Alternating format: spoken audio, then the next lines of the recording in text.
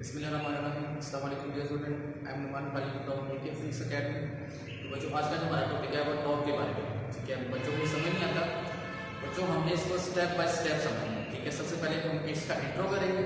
Intro करने के बाद आपको एक माइंड में क्वेश्चन आया होगा कि क्रॉस में आपका साइन क्यों आ रहा है, पोज क्यों नहीं आ रहा। ठीक है, तो फिर हम इसका जवाब ढूंढेंगे। ठीक है, फिर एक और कॉन्सेप्ट आता है कि अगर हम एक नट को खोलते हैं एक छोटे स्पैनर से, ठीक है, तो वो खुलता नहीं है। लेकिन अगर हम वही नट को किसी बड़े स्पैनर से खोलते हैं तो वो इजीली खुल जाता है। इस ऐसा भी होता है, इसका भी हमने जवाब आज देखना है। ठीक है, उसके अलावा फोर्स और टॉर्क के दरमियान एक रिलेशन है, एक ताल्लुक है, एक मुशाबत है, उसको भी हमने आज समझना है। तो ये कुछ क्वेश्चन है जो आपको आज समझ आ जाएंगे। ठीक है, तो बच्चों बेसिकली टॉर्क आपका क्या होता है? टॉर्क आपका होता है turning effect produce in a body. ठीक है, किसी भी बॉडी में जो टर्न पैदा हो जाए फोर्स लगने की वजह से, उसे हमने किसका नाम दिया? टॉर्क का नाम दिया।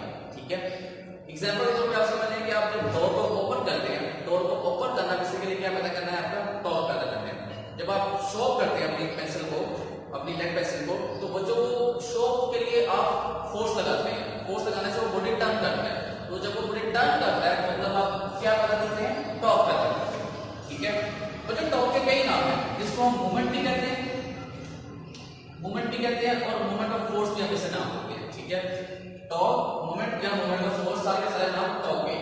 क्लियर है यार? तो बच्चों इसके मैग्नीट्यूड का फार्मूला आपका ये होता है torque equal to momentum into force. ठीक है, torque equal to momentum into force. ठीक है, बेसिकली इसमें दो क्वांटिटी आती है, एक आता है आपका मोमेंटम क्या होता है और दूसरा आपका आता है फोर्स क्या है। ठीक है, वो जो फोर्स आपको पता है जो एक्सेलरेशन पैदा करता है। मूवमेंट आप बेसिकली क्या होता है उसे बताया कुछ समझ लीजिए। फर्स्ट करें बच्चों, आपके पास एक नट है, ठीक है, और उसे आप स्पैनर से ओपन करते हैं। ठीक है, स्पैनर से आप ओपन करते हैं।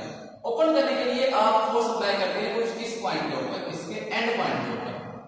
अच्छा याद रखें, फोर्स को आप टॉर्क के केस में line of action of force का भी नाम देते हैं। ठीक है, line of action of force.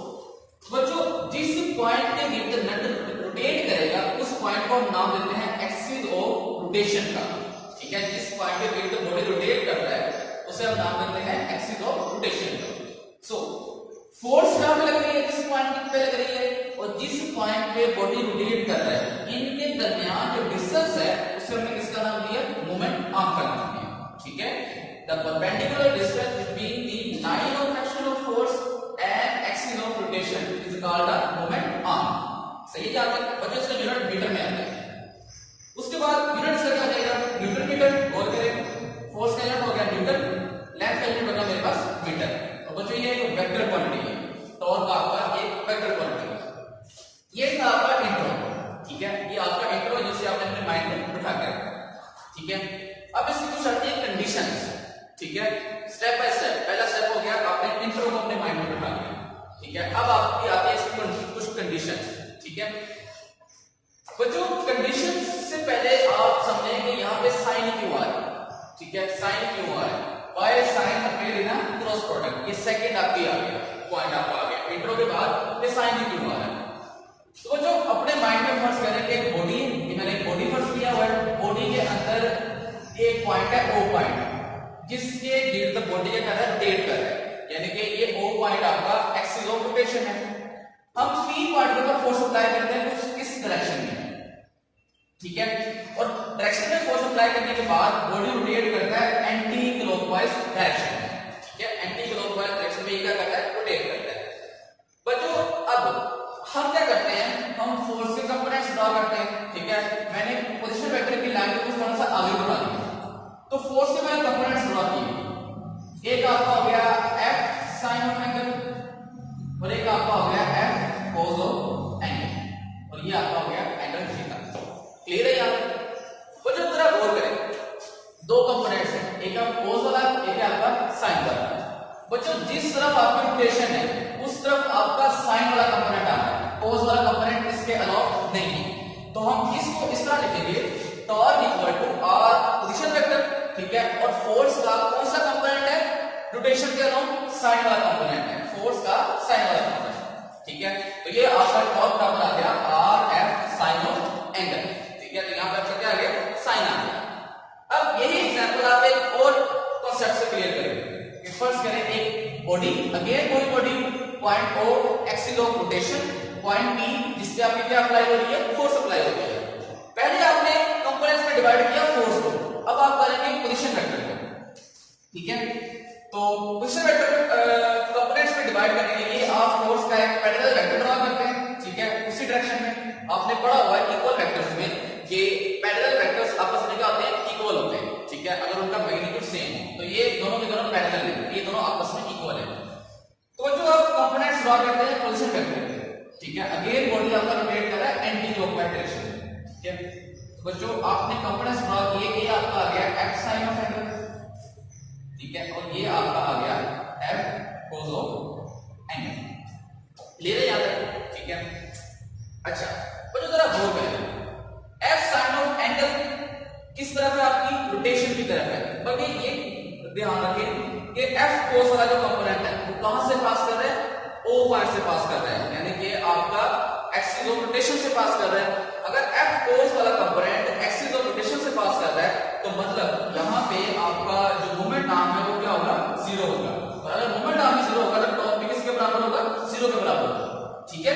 तो f cos वाला कंपोनेंट कोई रोटेशन में हिस्सा नहीं लेगा, कौन सा कंपोनेंट लेगा, आपका साइन वाला कंपोनेंट आपका लेगा, ठीक है। यहाँ पे गलती होगी, यहाँ पे आपका आएगा पोजीशन वेक्टर। तो बच्चों टॉर्क आपका आ गया, फोर्स का आपका कंपोनेंट वैसे का वैसे, ठीक है।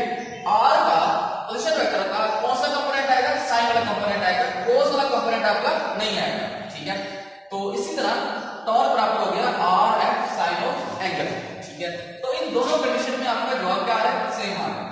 तो अब दोबारा सुनिए, साइन क्यों आ रहा है, साइन इसलिए आ रहा है क्योंकि आपकी जो रोटेशन है वो किस कंपोनेंट के अलोंग है, साइन कंपोनेंट के अलोंग है, कोस कंपोनेंट के अलोंग आपकी रोटेशन नहीं होगी, क्लियर है यहां तक। इसको आप मैग्नीट्यूड फॉर्म में लिखते हैं torque equal to R cross F. यहां पे आर क्या है, पोजीशन वेक्टर, एफ आपकी क्या आ रही है, फोर्स आ रही है। तो हम इसको यहां से अगेन डिफाइन करेंगे, cross product of position vector and force, ठीक है। पोजीशन वेक्टर एंड फोर्स का जो प्रोडक्ट होगा क्रॉस, उसे हमने किसका नाम दिया, टॉर्क का नाम दिया। ये इसकी सेकंड डेफिनेशन आपकी आ गई है। मैग्नीट्यूड फॉर्म में आप इसे लिखेंगे torque equal to R F sine of angle into an unit vector. R यहां पे पोजीशन वेक्टर, एफ यहां पे फोर्स है, ठीक है। और एंगल यहां पे क्या है, जो भी आर और एफ के दरमियान बन रहा होगा, जो भी आर और एफ के दरमियान एंगल बनेगा उसे हमने थीटा का नाम दिया। एन बेसिकली क्या होता है आपका यूनिट वेक्टर, और यूनिट वेक्टर में क्या आता है, डायरेक्शन बताता है, ठीक है। और हमने क्रॉस प्रोडक्ट में डिस्कस किया था कि डायरेक्शन हम कैसे फाइंड करेंगे, बाय राइट हैंड। तो यहां पे हम टॉप की डायरेक्शन निकालेंगे राइट हैंड रूल के अकॉर्डिंग, ठीक है। और याद रखिए जो भी डायरेक्शन आएगी टॉप की वो परपेंडिकुलर होगी आर और एफ के, ठीक है यहां तक। तो बच्चों ये इसकी सेकंड टर्म है, ठीक है। पहले आपके इंट्रो, सेकंड आपका साइन क्यों आ रहा है, ये बेसिकली एक्सप्लेन है इसका। अब आपके आते हैं कुछ इंपॉर्टेंट पॉइंट्स, ये एमसीक्यूज के लिहाज से बहुत इंपॉर्टेंट है। ये जो आपका तख्ता आप देखा होगा, ये बेसिकली आप कह रहे हैं कि आपके की पॉइंट्स है ये वाले टॉप के लिए। पहला आपका कंडीशन, पहले आपका पॉइंट आता है कंडीशन का, ठीक है। कंडीशन से क्या मुराद है कि कब आपका टॉर्क मैक्सिमम होगा, कब आपका टॉर्क मिनिमम होगा, ये शॉर्टकट से भी आया है। तो बच्चों टॉर्क मैक्सिमम कब होगा, जब आपका एंगल क्या बनेगा, 90 का बनेगा। ये क्रॉस प्रोडक्ट में भी आपने डिस्कस किया था कि क्रॉस आपका मैक्सिमम होता है कब, जब आपका एंगल क्या बने, 90 का बने। तो बच्चों torque equal to R F sine of 90 into an unit vector. Sine 90 किसके बराबर होता है, ये आपका 1 के बराबर होता है। तो टॉर्क बराबर आ गया R F sine an unit vector. तो इस केस में आपका टॉर्क क्या है, मैक्सिमम है, जब दोनों फोर्सेस और आपका जब फोर्सेस और पोजीशन वेक्टर के दरमियान एंगल क्या हो, 90 का हो। अब मिनिमम टॉर्क कब है, बच्चों मिनिमम टॉर्क काफी कंडीशन में आपका अप्लाई होता है। आपने यहां पे पढ़ा हुआ है कि कोस का कंपोनेंट टॉर्क पैदा नहीं कर रहा। क्यों नहीं कर रहा, क्योंकि इस कंडीशन में आपका एल किसके बराबर हो जाता है, 0 के बराबर हो जाता है, ठीक है। तो यहां पे जरा गौर करें, जब एल 0 के बराबर हो गया तब भी टॉर्क क्या होगा, आपका मिनिमम होगा। या जब एंगल 0 हो या 180 हो, उस केस में आपका साइन किसके बराबर होता है, 0 के बराबर हो गया, तो टॉर्क भी किसके बराबर आ गया, 0 के बराबर आ गया, ठीक है। इसी इसी तरह जब फोर्स 0 होगी आपकी तो टॉर्क भी किसके बराबर आ जाएगा, 0 के बराबर आ जाएगा। इन सिंपल ये कि आप या तो पोजीशन वेक्टर को 0 कर दें, या आप फोर्स को 0 कर दें, या आप साइन को 0 कर दें, ठीक है। इन तीनों कंडीशन में आपका टॉर्क किसके बराबर आएगा, 0 के बराबर आएगा, ठीक है। और साइन 0 किसके होता है, 0 पे या 180 पे। तो जब आप ये कंडीशन अप्लाई करेंगे तो टॉर्क किसके बराबर आएगा, नल वेक्टर के बराबर आएगा। और ये कौन सी क्वांटिटी है आपकी, मिनिमम क्वांटिटी, ठीक है। ये बच्चों बेसिक कंडीशन थी इसकी, मैक्सिमम टॉर्क कब है और मिनिमम टॉर्क कब है, ठीक है। याद रखें आपका L जब 0 होगा तभी टॉर्क क्या होगा, मिनिमम होगा। तो इस केस में कोस वाला कंपोनेंट पास कर रहा है आपके O पॉइंट से, यानी कि आपका जो मोमेंट आर्म है वो किसके बराबर है, 0 के बराबर है, ठीक है। तो इस केस में भी आपका जो टॉर्क है वो क्या होगा, 0 होगा। तो बच्चों मैक्सिमम टॉर्क की बेसिक कंडीशन हमारे पास आ गई है कि torque will be maximum when angle 90, ठीक है। और आपका moment arm does not equal to 0, moment arm कुछ ना कुछ होना चाहिए, अदरवाइज आपका टॉर्क नहीं पैदा होगा, ठीक है। जाहिर सी बात है जब आप मोमेंट आर्म की जगह 0 पुट करेंगे तो टॉर्क भी क्या निकलेगा, आपका 0 निकलेगा। और यहाँ तक समझ आ गई, ठीक है। इसी के पॉइंट से कुछ जरा गौर करें। अब पॉइंट आपका आता है कि फोर्स और टॉर्क के दरमियान रिलेशन क्या है, क्या ताल्लुक है इनके दरमियान, ठीक है। पहले हमने पढ़ा इंट्रो, फिर हमने पढ़ा कि साइन 2 आ रहा है, फिर हमने कुछ कंडीशन पढ़ी है, 3 पॉइंट आपके हो गए। चौथा पॉइंट आपका क्या आ जाएगा कि एनालोगस, फोर्स और टॉर्क आपस में मुशाबहत करते हैं, एनालोगस है। कैसे एनालोगस है वो आपने समझना है। बच्चों पहले तो आप फोर्स को जरा देखें, फोर्स बराबर होता है F इक्वल टू m, यानी कि फोर्स की वजह से आपका क्या पैदा हो जाएगा, एक्सेलरेशन आपका पैदा हो जाएगा। या आप ये कह लें एक्सेलरेशन से आप फोर्स पैदा कर सकते हैं, ठीक है। टॉर्क बेसिकली क्या होता है, टॉर्क का ये फार्मूला है चैप्टर 5 में, torque equal to I into alpha. I यहाँ पे बेसिकली मोमेंट ऑफ इनर्शिया है, अल्फा यहाँ पे एंगुलर एक्सेलरेशन है, ठीक है। बिल्कुल वही चीज है लीनियर और एंगुलर की, सिर्फ फर्क इतना है कि जब बॉडी स्ट्रेट लाइन मूव करता है तो उसका जो एक्सेलरेशन होगा वो लीनियर होगा, और जब बॉडी रोटेट करता है उसका जो एक्सेलरेशन होगा वो आपका एंगुलर होगा, ठीक है। तो अल्फा यहाँ पे किसका नाम दिया हुआ है, एंगुलर एक्सेलरेशन का हमने नाम दे दिया, ठीक है। तो इसी के अंदर गौर करें, इस पॉइंट के अंदर गौर करें, जो काम लीनियर में फोर्स करती है वही काम रोटेशन में क्या करता है, टॉर्क करता है। ये इनमें रिलेशन है, ये इनमें मुशाबहत है कि जब आप बॉडी रोटेट करेगा तो फोर्स को आप नाम दे देंगे टॉर्क का, ठीक है। और जब बॉडी लीनियर मोशन करेगा तो उसे आप क्या नाम देंगे, फोर्स का नाम देंगे। समझा नहीं आता। फिर उसके बाद बच्चों जैसे अगर आपकी वेलोसिटी यूनिफॉर्म, आपकी लीनियर वेलोसिटी यूनिफॉर्म हो तो आपका एक्सेलरेशन क्या होता है, 0 होता है, और फोर्स भी क्या होगी आपकी, 0 होगी, ठीक है। इसी तरह जब आपकी एंगुलर वेलोसिटी यूनिफॉर्म, यहाँ पे ओमेगा क्या है, एंगुलर वेलोसिटी को शो कर रहा है, ठीक है। ये आप पेपर 5 में से पढ़ लेंगे, सिर्फ माइंड में याद रखें कि आपका यहाँ पे ओमेगा क्या है, एंगुलर वेलोसिटी है। अगर एंगुलर वेलोसिटी यूनिफॉर्म होगी तब आपका एंगुलर एक्सेलरेशन क्या होगा, 0 होगा, और तब आपका टॉर्क भी क्या होगा, 0 होगा। बिल्कुल वही सेम बात है, सिर्फ फर्क क्या आ रहा है, लीनियर का और रोटेशन का। लीनियर में आपका जो फोर्स काम करती है वो एक्सेलरेशन के ऊपर काम करती है, और एक्सेलरेशन कब 0 होगा, जब आपकी वेलोसिटी क्या होगी, यूनिफॉर्म होगी। वही काम आप करेंगे एंगुलर में, ठीक है। एंगुलर में आपकी जो एंगुलर वेलोसिटी है अगर वो यूनिफॉर्म हुई तो आपका जो एंगुलर एक्सेलरेशन है वो भी यूनिफॉर्म होगा, और आपका जो टॉर्क है वो भी क्या होगा, आपका यूनिफॉर्म टॉर्क क्या होगा, क्या होगा, 0 होगा। एक्सेलरेशन और टॉर्क दोनों क्या होंगे, आपके 0 होंगे। और यहां तक समझ आ गया, ठीक है। बच्चों यहां तक हमने 4 पॉइंट डिस्कस कर लिए, ठीक है। अब 5th पॉइंट जो मैंने आपसे क्वेश्चन कहा था कि क्या होता है कि जब हम छोटा स्पैनर लें तो नट नहीं खुलता, लेकिन हम जब बड़ा स्पैनर लेते हैं तो नट इजीली खुल जाता है, ठीक है। ऐसा क्यों बच्चों, दो मैं आपको कंडीशन फर्स्ट करता हूं, यहां पे कर लेता हूं। फर्स्ट करें कि मोमेंट आर्म आपका 2 मीटर का है और फोर्स आपकी 4 की है, ठीक है। तो जब आप टॉर्क निकालेंगे तो इन दोनों को मल्टीप्लाई करेंगे, ये हमारा आ जाएगा 8 न्यूटन मीटर, ठीक है। एक कंडीशन मेरे पास ये होगी कि इसमें मोमेंट आर्म आपका 2 मीटर की लेंथ का है और फोर्स आप अप्लाई करते हैं 4 मीटर की, ठीक है। तो आप टॉर्क कैसे निकालेंगे, इन दोनों को मल्टीप्लाई करेंगे, टॉर्क आपका निकल आएगा। सेकंड कंडीशन में अगर गौर करें, मोमेंट आप फर्स्ट करें 4 मीटर का और फोर्स आप फर्स्ट करें 2 मीटर की, टॉर्क आप अभी क्या निकालेंगे, 8 न्यूटन मीटर का निकालेंगे। इन दोनों को आप मल्टीप्लाई कर देंगे, ठीक है। इन दोनों कंडीशन में टॉर्क की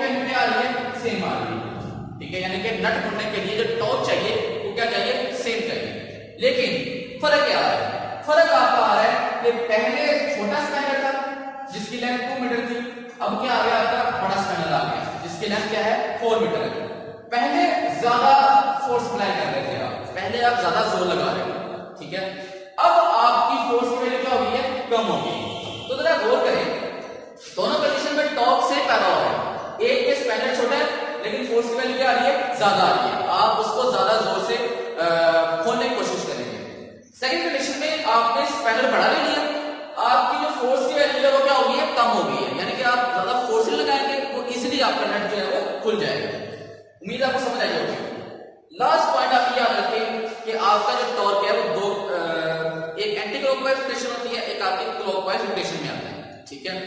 जो रोटेशन आपकी एंटी क्लॉकवाइज में है, यानी कि आपका टॉर्क पैदा हो रहा है एंटी क्लॉकवाइज रोटेशन में, उस केस में आपका टॉर्क पॉजिटिव होगा, ठीक है। लेकिन अगर आपका टॉर्क पैदा हो रहा है क्लॉकवाइज डायरेक्शन में, तो उस केस में आपका जो टॉर्क है वो नेगेटिव होगा। ये पॉइंट है, उसके लिए याद रखना, ठीक है। बच्चों हमने बेसिकली इंट्रोडक्शन किया है, उसके बाद हमने ये सीखा कि साइन टू आर है, उसके बाद हमने इसकी कुछ बेसिक कंडीशन सीखी है, उसके बाद हमने फोर्स और टॉर्क में क्या रिलेशन है ये सीखा है, उसके बाद हमने ये सीखा है कि हम टॉर्क की जो लेंथ है वो जो स्पैनर की जो लेंथ है वो कम ज्यादा करने से क्या इफेक्ट होता है टॉर्क में, ये हमने सीखा है। और लास्ट हमने ये सीखा है कि एंटी क्लॉकवाइज रोटेशन में आपका टॉर्क पॉजिटिव और क्लॉकवाइज में आपका टॉर्क जो है वो नेगेटिव होगा, ठीक है। बच्चों मुझे क्वेश्चन हो तो पूछ लीजिएगा कमेंट बॉक्स में। अपना ख्याल रखिएगा, दुआ में याद रखिएगा। अल्लाह हाफिज़।